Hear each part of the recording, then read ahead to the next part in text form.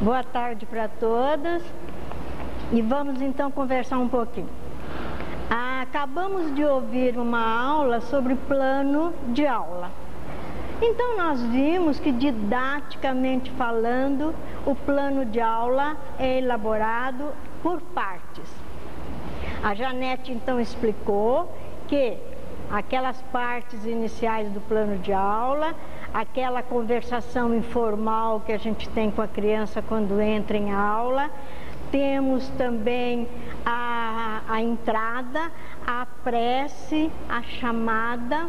Então, todas as vezes que nós vamos elaborar um plano de aula, nós vamos fazer por partes. Então, nós vamos agora para uma outra parte do plano de aula, que se chama motivação. Então, nós vamos ver motivação no aspecto psicológico e no aspecto didático.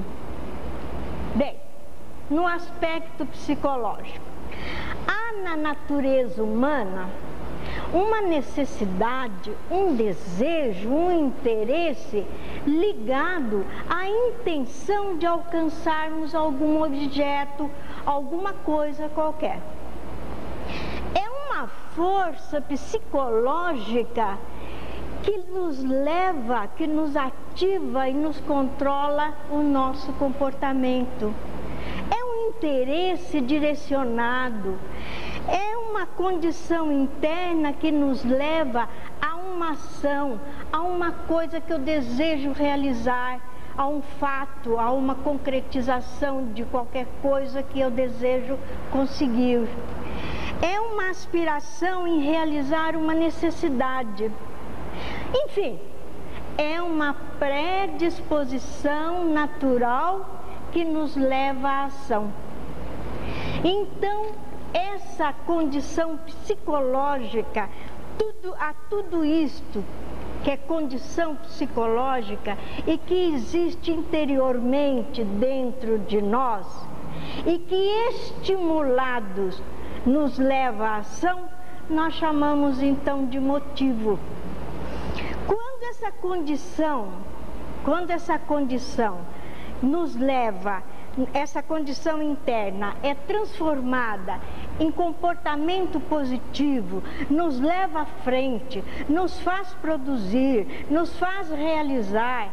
Então, motivado por fatores os mais diversos possíveis, nós dizemos então que houve a motivação.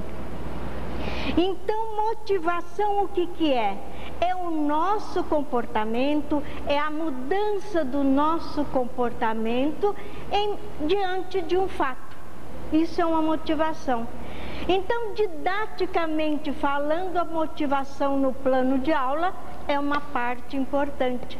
Porque eu vou propor naquele plano de aula que eu elaboro todas as aulas que eu vou dar, eu vou propor naquele plano de aula a motivação que eu vou procurar provocar nas minhas crianças, nos meus alunos.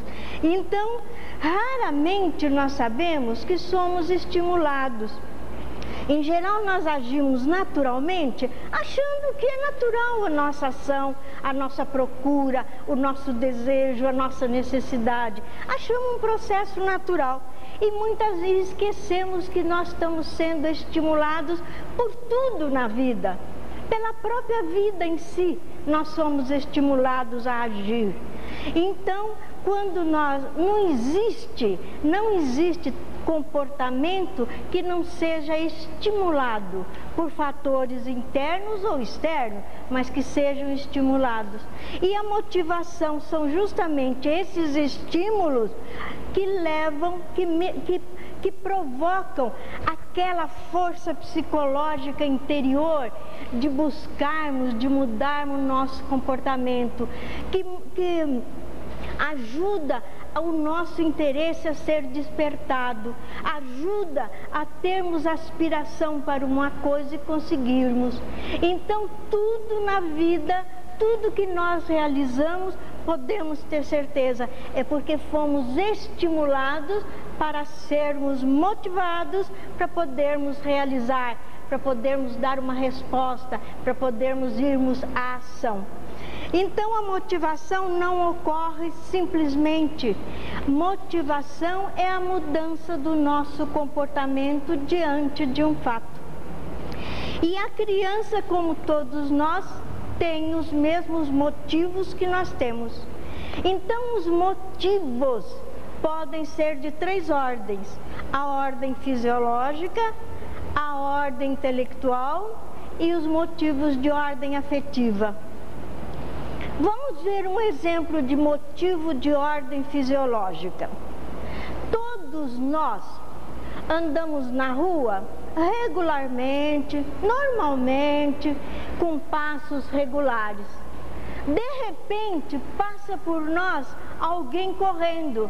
Eu vou e digo assim: qual é o motivo? Quer dizer, qual o estímulo ou quais os estímulos que levaram esse indivíduo a correr pela rua? Será que foi, o que será que aconteceu com aquela força interior psicológica que nos conduz, que nos ativa e que nos controla, principalmente o nosso comportamento? O que será que motivou? O que será que provocou o interesse desse indivíduo passar pela rua correndo?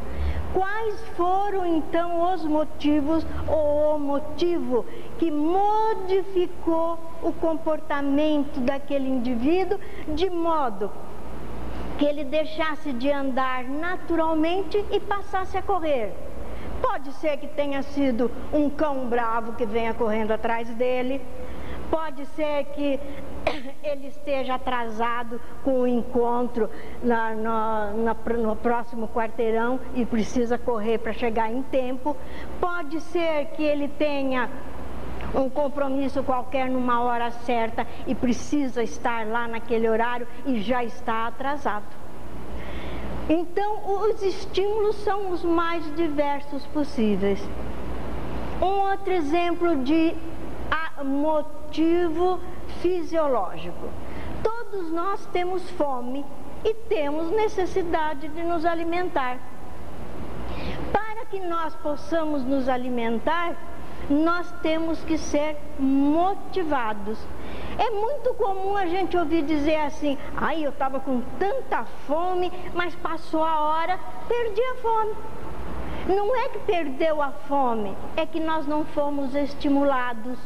Se nós tivéssemos visto um frango assado muito bonito, muito cheiroso, que aquela fumacinha chegasse no nariz da gente, como a gente vê no desenho animado, né, a fumaça indo atrás assim, se a gente passasse numa rua e visse uma confeitaria com aqueles doces muito confeccionados, muito bonito, aquilo tudo é então um estímulo para motivar aquela força psicológica que eu tenho dentro de mim, que é a necessidade de me alimentar.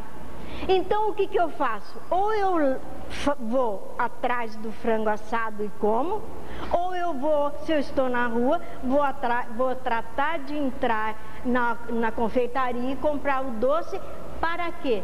Para satisfazer a minha necessidade. Foi isso que nós falamos.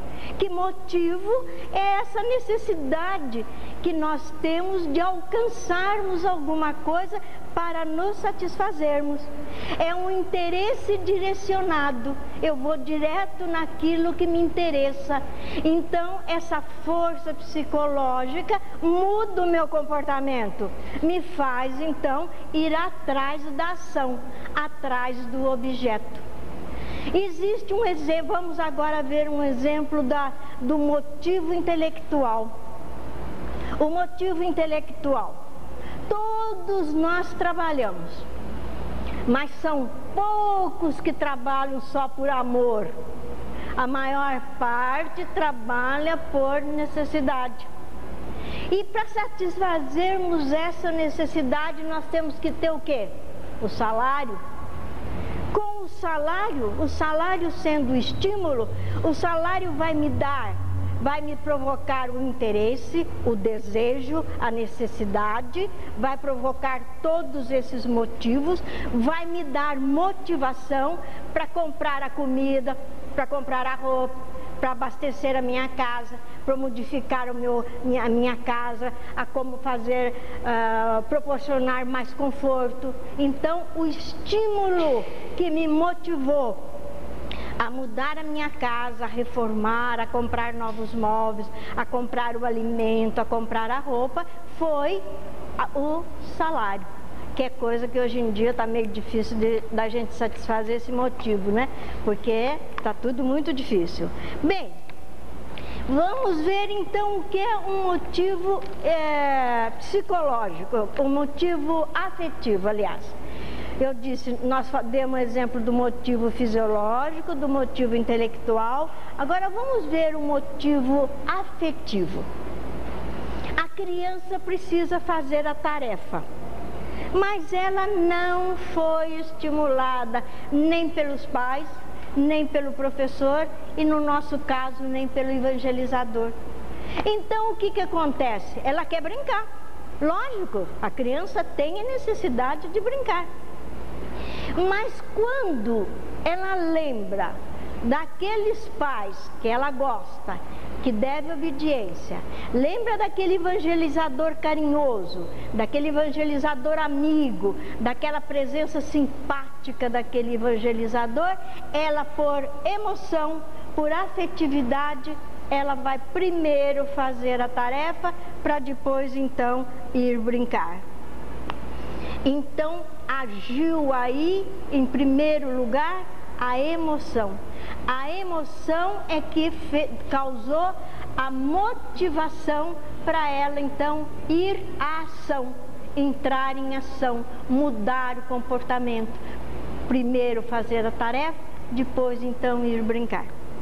Quanto aos estímulos, que são os fatores estímulos, eles podem ser internos e externos.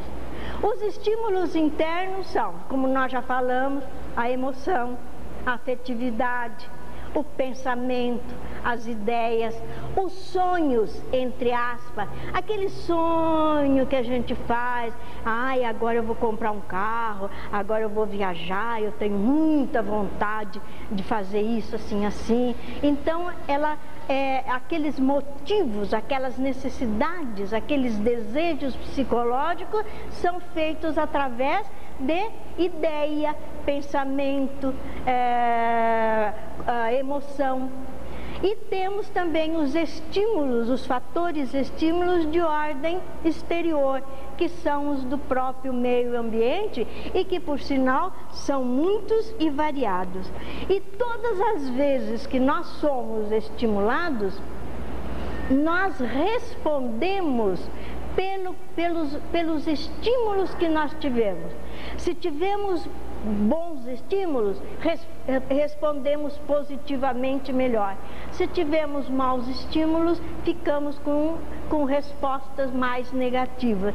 Então, a quantidade e a qualidade da resposta, da ação, de procurar conseguir aquilo que eu necessito, aquilo que eu desejo, vai depender do tipo de estímulo que eu recebo.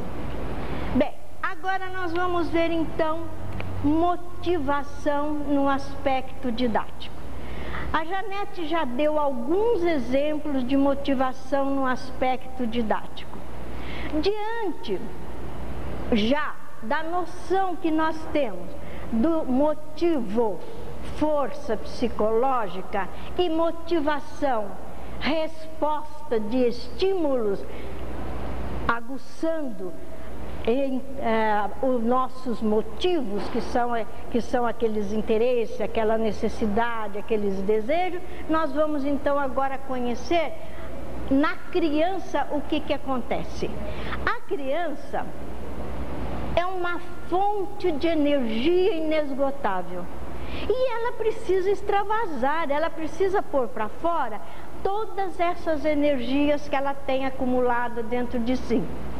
Então, compete àquele que toma conta dela, seja os pais, aquele que cuida delas, sejam os professores, sejam os evangelizadores, observarem e perceberem essas emoções, como é que ela extravasa essas emoções.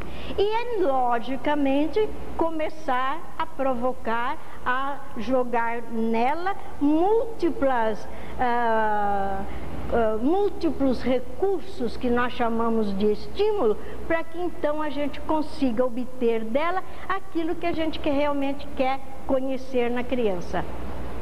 Então, uma criança vai precisar, a criança, em primeiro lugar, a criança é um ser como nós, também tem os seus motivos, quer dizer, também tem as suas necessidades, os seus desejos, as suas vontades, também tem vontade de mudar o comportamento e alcançar alguma coisa que queira, alguma coisa que sonhou, alguma coisa que desejou. Então, tudo que o evangelizador tem a fazer, já que nós estamos falando de nós, tudo que o evangelizador tem a fazer é, em primeiro lugar, conhecer o aluno que trabalha, conhecer a sua clientela. Para isso nós temos que conhecer o ciclo que vamos trabalhar. Nós vamos trabalhar com tal ciclo assim, assim. Então esse ciclo vai eu vou ter que fazer o meu plano de aula de acordo com a idade cronológica e mental e psicológica daquele ciclo que eu estou trabalhando. Então eu vou fazer o meu plano de aula dividido direitinho em partes, como a Janete já explicou, mas vou pensar primeiro naquela criatura que eu vou trabalhar. Então eu vou querer conhecê-la.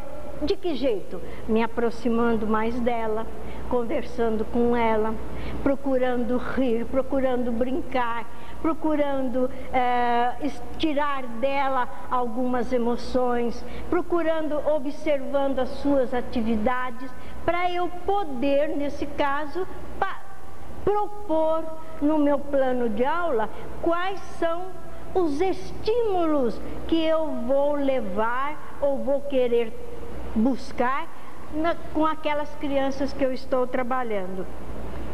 Então, para isso, as aulas devem girar sempre em torno daquilo que é familiar à criança, daquilo que é conhecido à criança. Então, o que é conhecido para a criança? O meio ambiente do lar, dos vizinhos, dos amiguinhos, da escola, das plantas, dos animais domésticos e de outros animais. Porque nós só podemos adquirir aprendizagem, receber aprendizagem daquilo que a gente levou, quando aquilo que a gente está propondo, quando aquele tema que eu estou levando para minha criança tem significado para ela. Só a criança só aprende aquilo que tem significado para ela. Então eu vou levar para as minhas crianças todos os estímulos referentes àquilo que ela convive, àquilo que ela conhece. Acontece que às vezes o interesse da criança é diferente daquele objetivo proposto por mim. Eu vou fazer meu plano de aula e escolhi um tema tal. E propus um objetivo. Eu quero conseguir dessa criança isso, assim, assim. Que são aqueles objetivos específicos que a gente coloca no plano de aula. Mas a criança, o interesse da criança é outro. Então, o que eu devo fazer? O evangelizador deve, com muita habilidade, associar o interesse da classe, do desenvolvimento mental das crianças que eu trabalho, para o assunto que eu vou pôr. Por isso é muito importante elaborar o nosso plano de aula. Lá em casa, quando eu já lembro das minhas crianças, da idade cronológica, do desenvolvimento mental que elas têm, eu vou propor o meu plano de aula bom. porque eu vou propor uma coisa adequada àquelas crianças que eu estou trabalhando. Então eu vou propor estímulos para provocar a motivação, estímulos também conhecidos. Por exemplo, nós entregamos para vocês essas apostilas, e nas apostilas existem sugestões de histórias. Essas histórias que nós colocamos aí é como um modelo, é como uma sugestão. Quer dizer, são estímulos que eu estou procurando levar para a minha aula. Acontece também que as crianças de meios sociais diferentes muitas vezes também não aceitam aqueles mesmos estímulos que eu estou levando.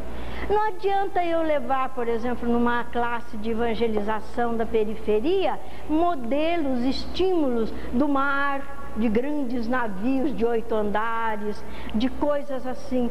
Por quê? Porque aquilo ela vê pela televisão simplesmente como passagem, como visão, como revista, mas não tem significado para ela, porque ela mora no interior, numa periferia. Então eu vou levar sempre estímulos que tenham significado para aquelas crianças que eu trabalho. E como nós vamos então motivar nossos alunos? Sabemos que a criança só executa uma ação quando motivada. Não há aprendizagem sem motivação. Isso nós podemos até pôr como lema no nosso plano de aula. Não há aprendizagem sem motivação. Nós precisamos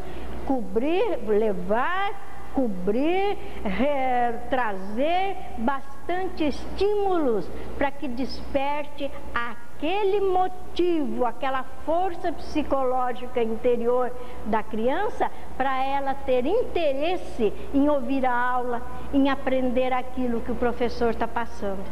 Então, o educador deve, em primeiro lugar, conhecer a sua criança, como nós já falamos. Conhecer a sua clientela.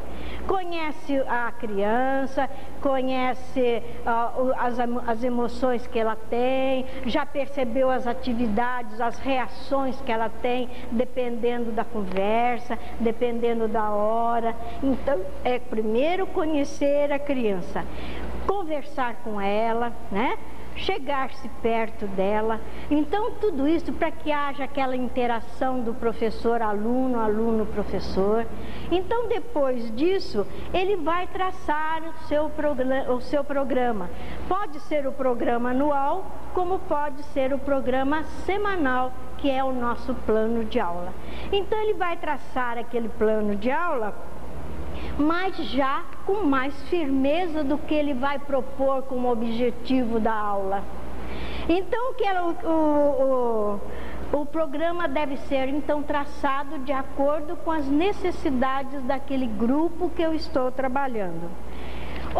Outra forma de motivar as nossas aulas, o professor se aproximar mais das crianças, conversar com elas, dar carinhos, passar uma mão na cabeça da criança. Isso é um reforço positivo muito grande, porque dá confiança para a criança, dá segurança na criança. Outro estímulo muito bom para motivar as crianças são conhecer através das reuniões de pais e mestres as condições da criança dentro de casa, o temperamento dela, as atividades que ela faz, quais são as reações que ela tem. Então bate um papinho com a mãe, com o pai, com quem representa a criança na reunião, para também ficar sabendo. Outros incentivos como o elogio, a atenção, o carinho, são respostas muito positivas para a motivação. Então eu vou na carteira do Joãozinho, passo a mão na cabecinha dele assim e digo: puxa, Joãozinho, como você melhorou! Nossa, seu trabalho está ótimo, mas ó, você é capaz de dar mais. Você é capaz de produzir muito mais do que isso. Continue assim. Faz isso com o Joãozinho, com a Mariazinha, com a Alice, com quem vocês, com todos. Não façam só com um, porque também se fizer só com um, existe aquele problema da criança perceber diferença. Então o carinho, o elogio, a atenção precisa ser dosado, precisa com muita cautela, porque a criança tem uma percepção muito grande. Ela pode perceber que o evangelizador está fazendo diferença entre eles. Então, proporciona o carinho, proporciona a atenção, mas com muita cautela. A recompensa é outro aspecto positivo. Nas escolas comuns, nas escolas normais comuns, a recompensa é a nota. Mas na evangelização nós não vamos dar nota. Então o que nós podemos oferecer como recompensa? Vamos proporcionar um passeio para essas crianças, uma excursão, um piquenique, né? Vamos proporcionar uma visita no museu, uma visita numa exposição de pinturas. Vamos então proporcionar excursões para essa criança, que também são estímulos positivos para ela ser motivada. Incentivar para obter bom êxito. Foi o que nós acabamos de falar. Dar confiança na criança, incentivando. Olha, você precisa melhorar, você está indo muito bem, mas você precisa melhorar. Fala com um, fala com o outro. Também são estímulos que eu estou levando para motivar, para despertar o interesse, o desejo daquela criança aprender aquilo que eu estou passando. A competição. A competição é outro estímulo muito bom. Exige a competição, jogos. Um jogo nós podemos praticar com as nossas crianças, desde que haja condição física no centro. É o jogo simplesmente recreativo. É aquele jogo para deixar a criança extravasar todas aquelas energias guardadas dentro dela. Deixa ela à vontade, deixa ela extravasar energia. E também o jogo didático, que é aquele jogo que eu associo com o plano de aula, com o tema que eu escolhi para aquela aula. Então eu procuro um jogo que proporcione, que seja adequado, que seja de acordo com aquele tema que eu propus para aquela aula. Histórias reais, imaginárias, dramatização, então, são fontes incalculáveis de estímulo. Eu volto a repetir, nós colocamos nessas apostilas que vocês levam, sugestão de histórias, justamente porque a história não precisa ser a aula propriamente dita. Ela pode ser uma motivação para despertar o interesse, a curiosidade, o desejo, aquela energia psicológica que existe dentro da criança, para ele prestar atenção na aula, para ele aprender aquilo que eu estou querendo obter dele. Então a história real, a história imaginária, os fatos reais para classes mais adiantadas. E as histórias imaginárias para o jardim, para o primário 1. E as histórias reais também para o intermediário e para as classes mais adiantadas. São fontes inesgotáveis de estímulo as histórias na evangelização. Trabalhos em grupo, excursões, festas, tudo isso são estímulos que eu estou dando. E os recursos didáticos, praticamente falando, são o quê? São os recursos que eu tenho em sala de aula. É o quadro negro, o giz de cor, o flanelógrafo, um cartaz, uma faixa. São os recursos que eu tenho no próprio ambiente de trabalho, são os estímulos que eu posso levar de acordo com a aula que eu estou dando, eu tenho dentro da classe e posso passar para a criança aqueles recursos que eu disponho. E posso também levar estímulos de fora para a minha classe. Posso trazer para a minha classe plantinhas, animaizinhos, caixinha de surpresa, pedrinhas e tantos outros recursos que vocês já usam há muito tempo, que todo mundo conhece. Então são estímulos para provocar a motivação na minha aula.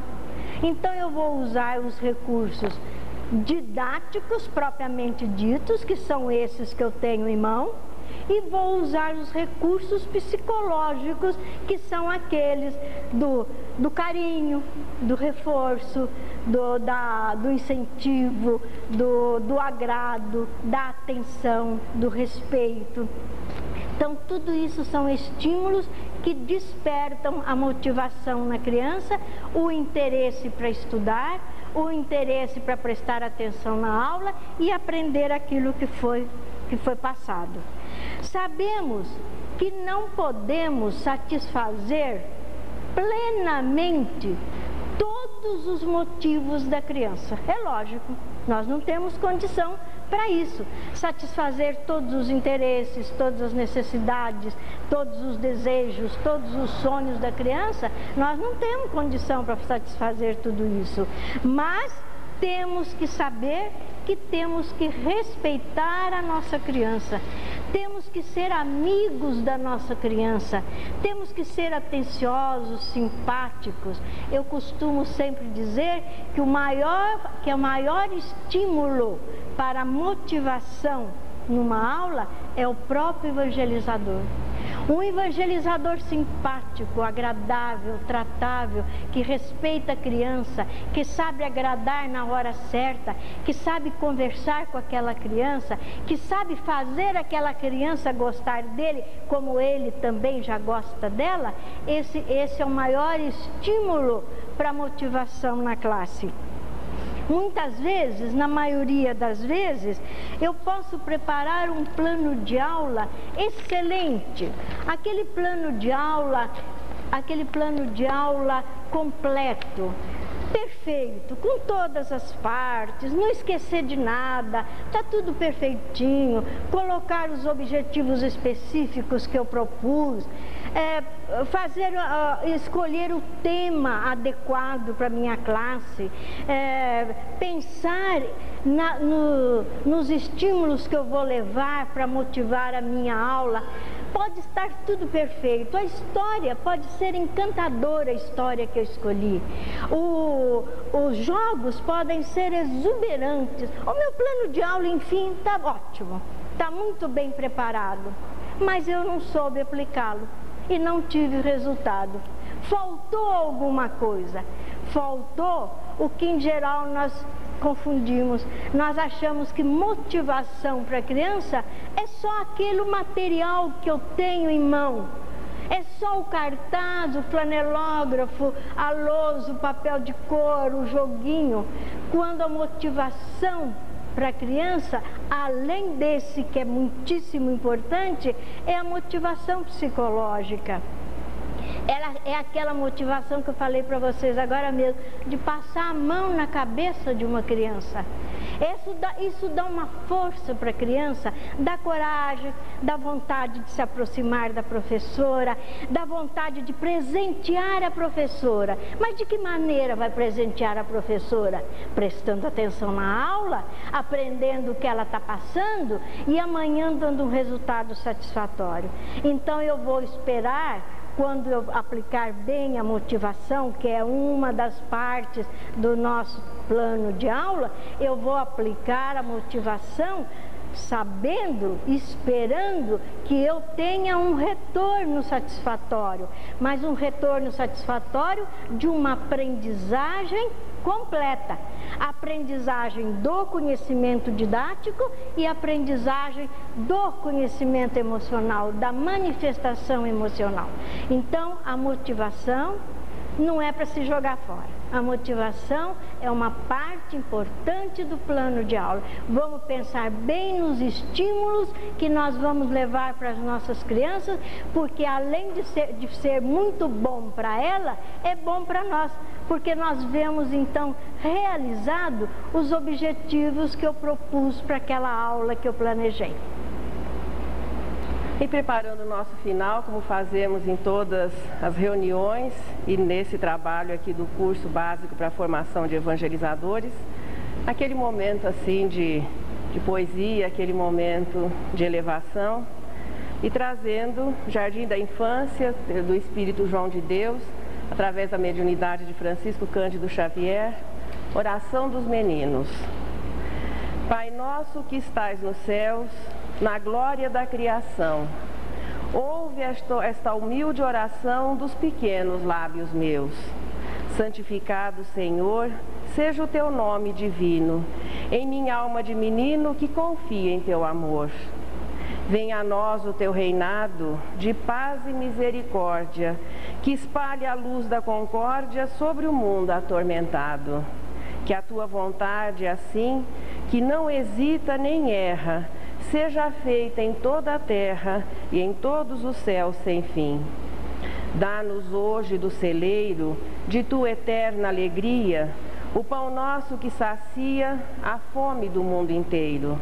Perdoa, Pai, nesta vida os erros que praticamos, assim como perdoamos toda ofensa recebida.